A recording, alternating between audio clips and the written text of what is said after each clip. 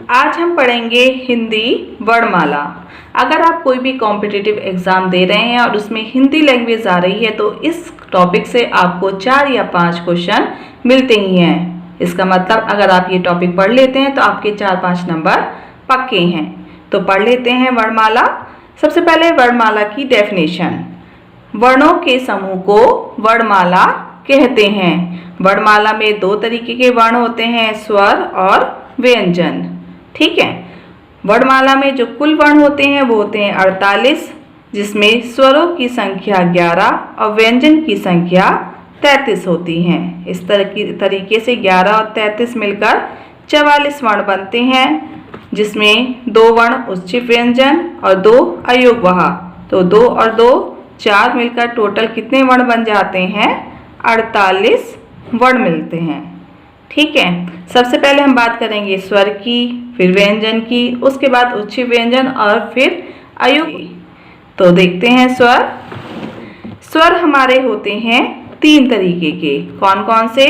ह्रस्व स्वर, जिसे हम लघु स्वर भी बोलते हैं, दीर्घ स्वर और प्लुत स्वर। ह्रस्व स्वर जिन्हें बोलने में हमें कम समय लगता है कहलाते हैं ह्रस्व स्वर। कितने होते हैं? संख्या में ये 4 होते हैं, आ, ई, उ, री। दीर्घ स्वर जिन्हें बोलने में अधिक समय लगता है वो कहलाते हैं दीर्घ स्वर। इनकी संख्या 7 होती हैं, आ, ई, उ, ए, ऐ, ओ, औ। ये क्या कहलाते हैं? दीर्घ स्वर कहलाते हैं। एक और आता है प्लुत स्वर। प्लुत स्वर क्या होते हैं? जैसे अगर हम ओम लिखते हैं तो जो दीर्घ स्वर बोलने में और लंबा खिंचता है उसे हम बोलते हैं प्लुत स्वर। देखिए ओम, अगर हम सिंपल लिखें ओम तो ऐसे लिखा जाता है, लेकिन अगर हम इसे खींचें ओम तो वो इस तरीके से लिखा जाता है। तो इस स्वर को, जो दीर्घ स्वर को खींचता है, उसे हम बोलते हैं प्लुत स्वर। इसी तरीके से नमोस्तुते है, तो ये जो स्वर है ये क्या कहलाएगा? प्लुत स्वर कहलाएगा। क्लियर? नेक्स्ट आता है हमारे पास अयोगवाह। अयोगवाह 2 होते हैं, एक तो अंग और एक आह। अंग को हम बोलते हैं अनुस्वार और आह को बोलते हैं हम विसर्ग। बहुत ही इंपॉर्टेंट है, एग्जाम में पूछा जाता है। तो अयोगवाह हमारे 2 होते हैं। अब बात करते हैं हम व्यंजन की, कि व्यंजन कौन कौन से होते हैं या व्यंजन की क्या डेफिनेशन है। तो व्यंजन होते हैं जिन वर्णों का उच्चारण स्वर की सहायता से होता है, व्यंजन कहलाते हैं। जिन वर्णों का उच्चारण स्वर की सहायता से होता है क्या कहलाते हैं? व्यंजन कहलाते हैं। व्यंजन हमारे 3 तरीके के होते हैं, स्पर्श व्यंजन, अंतस्थ व्यंजन और ऊष्म व्यंजन। बहुत ही एग्जाम के पॉइंट ऑफ से बहुत ही इम्पॉर्टेंट क्वेश्चन है। व्यंजन 3 तरीके से का होता है, स्पर्श व्यंजन, अंतस्थ व्यंजन और ऊष्म व्यंजन। इनकी अलग अलग डेफिनेशन देख लेते हैं कि क्या क्या होती है। सबसे पहले बात करते हैं हम स्पर्श व्यंजन की। तो स्पर्श व्यंजन हिंदी वर्णमाला में कैसे मैं तक के वर्ण कहलाते हैं स्पर्श व्यंजन। टोटल इनकी संख्या कितनी होती है? 25 होती है। 5 वर्ग होते हैं और प्रत्येक 5 वर्ग में 5 अक्षर होते हैं, तो 5 पंजे 25, यानी टोटल कितने अक्षर होते हैं? स्पर्श व्यंजन के टोटल कितने होते हैं? 25 होते हैं। चलिए देख लेते हैं। इस तरीके से 5 रो हैं और 5 कॉलम हैं। देखिएगा कैसे मैं तक हमने वर्णों को लिख लिया है सीक्वेंस वाइज। तो इसे हम बोलते हैं पहला वर्ग, इसे दूसरा वर्ग, इसे तीसरा वर्ग, इसे चौथा वर्ग और इसे 5 वर्ग। ये जो 5 वर्ग हैं इसमें 25 आपके व्यंजन हैं, 25 अक्षर हैं। ये कहलाते हैं स्पर्श व्यंजन। इन्हें कैसे बांटा गया है? जो पहली रो है इसे हम बोलते हैं का वर्ग। सेकेंड रो जो चा, छा, जा, जा, आ, ये क्या कहलाता है? चा वर्ग। तीसरी रो को टा वर्ग, चौथी रो को ता वर्ग और 5वीं रो को हम पा वर्ग बोलते हैं। ये भी इम्पोर्टेंट है, पूछ लिया जाता है कि टा वर्ग में कौन कौन से व्यंजन आते हैं, पा वर्ग में कौन कौन से व्यंजन आते हैं। तो याद कर लीजिएगा, ये रो कहलाएगी आपकी का वर्ग, ये चा वर्ग, ये टा वर्ग, ये ता वर्ग और ये पा वर्ग। तो इस तरीके से 25 अक्षर कहलाते हैं हमारे स्पर्श व्यंजन। अब बात आती है, क्वेश्चन पूछा जाता है आपसे उच्चारण स्थान। आपसे एक व्यंजन दे दिया जाएगा और आपसे पूछा जाएगा इसका उच्चारण स्थान कहाँ है।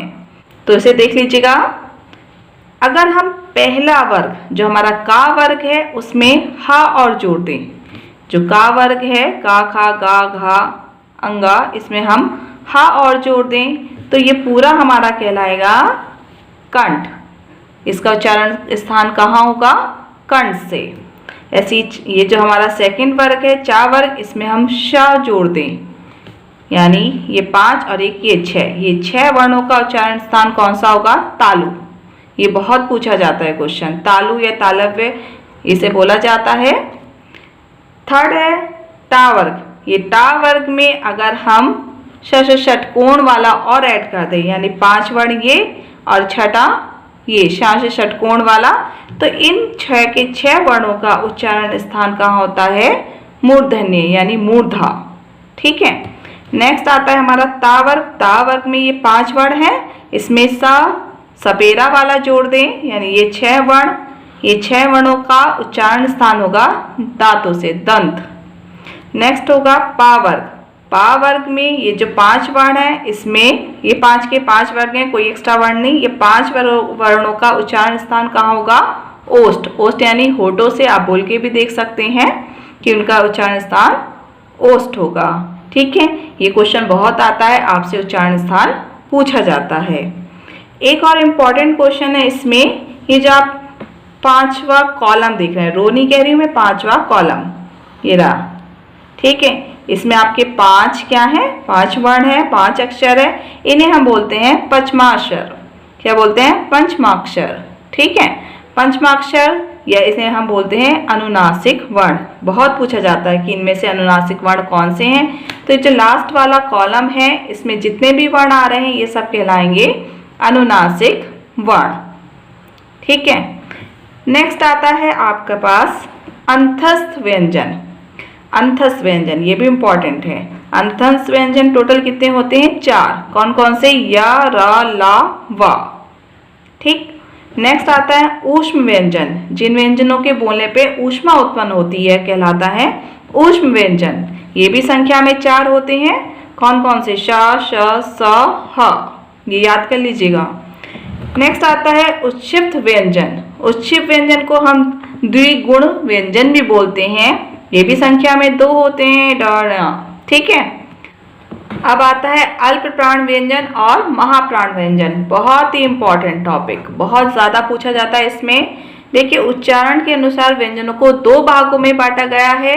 फर्स्ट है अल्प प्राण व्यंजन और सेकंड है महाप्राण व्यंजन। अल्प प्राण व्यंजन, अल्प माने कम, प्राण माने वायु।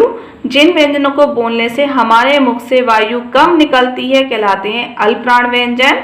महाप्राण जस्ट अपोजिट, जिन व्यंजनों को बोलने पे हमारे मुख से अधिक वायु निकलती है वो कहलाते हैं महाप्राण व्यंजन। ठीक है। अब इन्हें जान लेते हैं कि इन्हें कौन कौन से वर्ण होते हैं ये। तो पहला, तीसरा, 5वां वर्ग प्लस या, रा, ला, वा। ये जो हमने अभी टेबल पढ़ी, इसमें जो पहला वर्ग है ये पहला वर्ग हो गया, ये आपका तीसरा वर्ग और ये आपका 5वां वर्ग। पहला, तीसरा और 5वां। पहला, तीसरा, 5वां प्लस या, रा, ला, वा, ये मिलकर क्या बनाते हैं? अल्प प्राण व्यंजन। कौन से हैं ये? अल्प प्राण व्यंजन। इसी तरीके से महाप्राण की बात की जाए, महाप्राण व्यंजन की, तो महाप्राण व्यंजन कौन कौन से हमारे इसमें वर्ग रह गए? एक तो सेकंड रह गया और एक हमारा फोर्थ रह गया, यानी सेकंड और फोर्थ। इस वर्ग में सेकंड वर्ग और फोर्थ वर्ग में जितने भी व्यंजन आ रहे हैं ये हमारे कहलाएंगे महाप्राण व्यंजन। तो सेकंड और फोर्थ हमारे कहलाए महाप्राण व्यंजन। नेक्स्ट हमसे पूछा जाता है अघोष व्यंजन और सघोष व्यंजन। तो फ्रेंड्स, कंपन के आधार पर हिंदी वर्णमाला में 2 भेद होते हैं। कौन कौन से होते हैं? अघोष व्यंजन और सघोष व्यंजन। सघोष व्यंजन को हम घोष भी बोलते हैं। इनकी डेफिनेशन क्या है? अघोष व्यंजन जिनका उच्चारण करते समय हमारी स्वर तंत्रियों में कंपन नहीं होता है अघोष व्यंजन कहलाते हैं। असघोष जिनका उच्चारण करते समय हमारी स्वर तंत्रियों में कंपन होता है वो सघोष व्यंजन कहलाते हैं। कौन से होते हैं, इसके लिए हम उसी वर्ग में, उसी टेबल में पहुंचते हैं। देखिए इस टेबल में जो हमारे पास फर्स्ट और सेकंड कॉलम, यानी ये फर्स्ट और सेकंड कॉलम में जितने भी वर्ण आ रहे हैं ये हमारे कहलाएंगे अघोष व्यंजन, फर्स्ट और सेकंड। बाकी थर्ड, फोर्थ, फिफ्थ हमारे कहलाएंगे सघोष व्यंजन। फिर से समझ लीजिए, फर्स्ट और सेकंड कॉलम में जितने भी वर्ण आ रहे हैं ये कहलाएंगे अघोष व्यंजन। थर्ड और फोर्थ और फिफ्थ कॉलम में जितने भी वर्ण आ रहे हैं सब हमारे कहलाएंगे सघोष व्यंजन। नेक्स्ट आता है हमारे पास संयुक्त व्यंजन। अब संयुक्त व्यंजन बहुत इंपॉर्टेंट, ये भी बहुत इंपॉर्टेंट है एग्जाम के पॉइंट ऑफ व्यू से। देखिए संयुक्त व्यंजन क्या होते हैं, दो वर्णों से मिलकर जो व्यंजन बनते हैं वो कहलाता है संयुक्त व्यंजन। कौन कौन से होते हैं, ये 4 व्यंजन हमारे संयुक्त व्यंजन होते हैं जो दो वर्णों से मिलकर बने होते हैं। पहले श क्षत्रिय वाला, त्र, ज्ञ और श।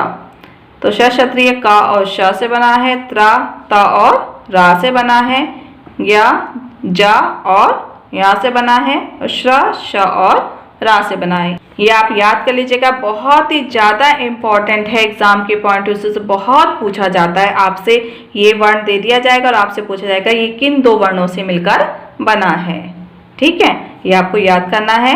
नेक्स्ट एक क्वेश्चन ये भी पूछ लिया जाता है कि पार्श्विक वर्ण कौन सा होता है, तो फ्रेंड्स ल आपका पार्श्विक वर्ण है और लुठित वर्ग आपका रा है।